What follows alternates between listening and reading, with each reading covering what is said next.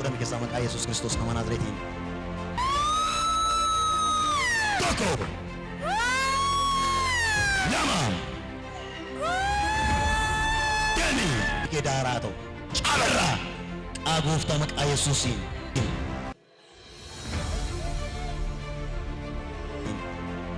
Calee keessaa maqaa Yesuus. Kan isin dhukkuboo jiraate kottaa gara koo.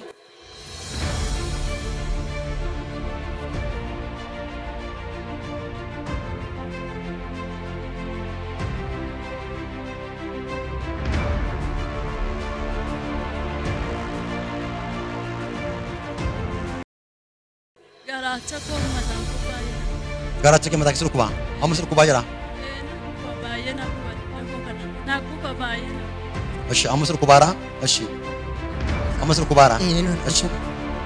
Kan keessa dhukkubaa amma si dhukkubaadha baay'ee. Baay'ee na dhukkubaa. Gasilaatii sagantaa. Ashi baay'ee si dhukkubaa ammayyuu. Na dhukkubaadha akkasumas keenya loole.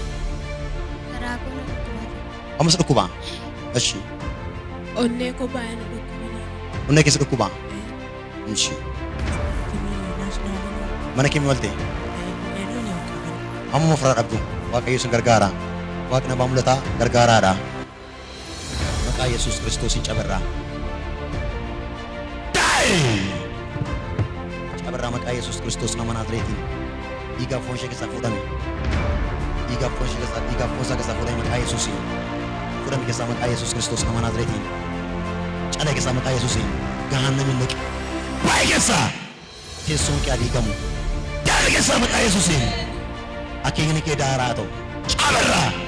Qaagooftaa maqaa Yesuusiin. Daayi. Cabi keessaa maqaa Yesuus Kiristoos nama Naazreetiin. Daayi. Daala maqaa Yesuus Kiristoosiin. Deegarraa maqaa Yesuusiin. Ergamaa du'aa. Ergamaa baarsaa. Ergamaa du'aa. Caala keessaa maqaa gooftaa Yesuusiin. Ikamaa keessaa. Daf. Isa bidabidi. Arsay sagalee galtaa sii keessa bahi. Tokko.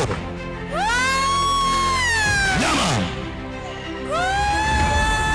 Dani abiddi bara si haa nyaatu. Billaan Waaqayyoo si haa nyaatu.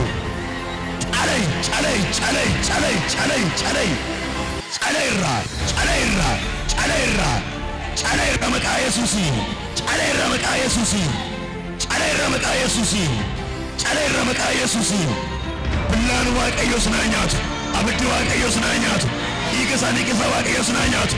Lafee isaanii irraa, foon isaanii irraa, narboota qaama isaanii irraa abiddi Waaqayyoo si haa nyaatu. Caleera. Ilaala bareeda isa keessaa Waaqayyo balleesseera. Iddoo isaa laasitti beeku waan ta'eef isinii keera Waaqayyo. Meelaanii. Hundumaa keessatti ilkaan baay'ee na cannaqa ture. Maarrama nan fuudhaa, bishaan dibataatti godhaa. Waaqayyo har'a na argu, ilkaan kana na fayyisi jedhee mataa koo cannaqameera sammuu koo qabadhee inuma inni badda ture gajjallaa sana taa'ee gooftaan na argi. Amma yeroo abbaan koo naaf kadhatanii yerooma sanatti ilkaan dhukkubbii kana ofirraa nabee Waaqayyoon naa galateeffadhaa. Waaqayyoon harka keessa walitti buusaa galateeffadhaa akka sana mayyuu Waaqayyoon. Ashi.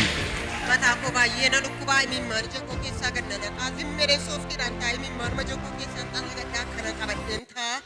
Sa'aatii maafuudha gaafa ta'uu natti yeroo mandumaa amma garuu wanti tokkoyyuu sammuu koo keessa hin jiru. Waan tokkoyyuu na keessa hin jiru. Galateeffadhaa Waaqayyoon. Sila mataan koo baay'ee na dhukkuba ture. Amma garuu akkas jechuun Maal godhuun na leessuuf jalqaba.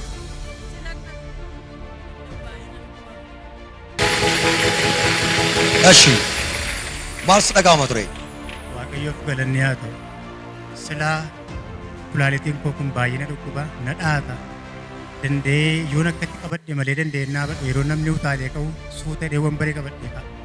Amma garuu ergi iddoo kana ga'ee si'a sadii wayyaa itti koo rukutame kaasee dhugaa Waaqa isa iddoo kana dhaabee lapheen koo kana jalaa kaasee waatuu utaalee akkas darbee kulaalitiin koo kanatu hamma aara galfatee Waaqayyoon naa gara. Isa nama fayyisu Waaqayyoon galateeffadhaafi. laphee kootu na dhukkuba. Amma siluma yeroo abbaan mul'ataaf kadhatatti ka'anii waan sana dabqisiisee waan irraa diigamaa jira. amma immoo lapheen kun silana dhukkubsamoo na dhiiseera waaqayyo fagalatu fayyeera maqaa waaqayyootiin waaqayyoon galateeffadhaa fi እሺ Saako baay'ee na dhukkubaa ture. Garuu amma ergi abbaaf lataa adda kootti naa bu'anii irraa na dhiisee miilli koos dura baay'ee na dhukkubaa. akkam si godha ture Haadha isaa jala na dhukkuba miilli koo baay'ee. maal ittiin gochuu dandeessu turte Deemuu hin danda'u yoo lafa ittiin deemuu dandeessu turte miilli koo baay'ee na waraana.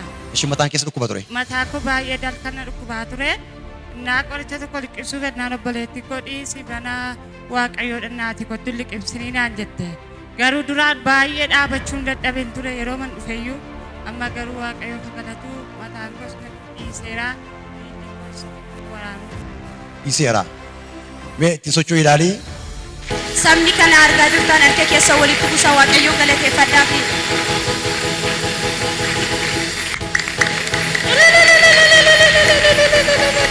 durallee nutti dubbatanitu mee ammoo amma shaana keessaa sila akkuma sakaleessa roo naashinaalitti du'e olee atti maaliif iyyitanii amma nutti iyyaa ooltanii eeyoo kan iyyaa oole amma anoon beeku ni iyyine miire niyyin yaadoo nama nutti iyyaa oole amma eshi bakka sokkeera amma hin jiru jiru nanna koo keessaa shaayida deebiin dhufi maqaa yesuusin deebiin dhufin lammaffaan dhufin karaa naa cimuudha deebiin dhufi maqaa yesuus kiristoosiin harme maal taate Karaa qonna ciniina ture silayyuu gaafa kennaa jaalalaa dhaabbachuu dadhabeen nan kubbaa nafaadha. Amma immoo gaafa sun si'a sadii adda kootti naa butanii narraa gal. hin jiru amma Hin jiru. eshi bara baraan deebiin dhufin Ameen. waaqayyoon galateeffadhaa Naalummoo onnee koo baay'ee dhukkuba ture sila yeroo kennaa jaalalaa sun dhaabbadhu yeroo si wangeelaa labaa turtanis dandeenyaa dhaabbadhu ture baay'ee na dhaataa amma garuu gaafa nas bahis naa kadhattanii kaasee waan akka aannanii tokkotu as korraan gadi na nam'e ameen isaa booda nan fayyee amma nagaa kooti. amma nagaa keeti sila dhaabbachuu danda'a turre Hin danda'u ture. dandeessin dhaabbat turte Hin danda'u. amma garuu hin jiru Amma garuu hin jiru. shi gooftaa galateeffadhu si wajjin galateeffannoo illee waaqayyo sana nama fayyisu harka keessa walitti buusaa galateeffadhaa fi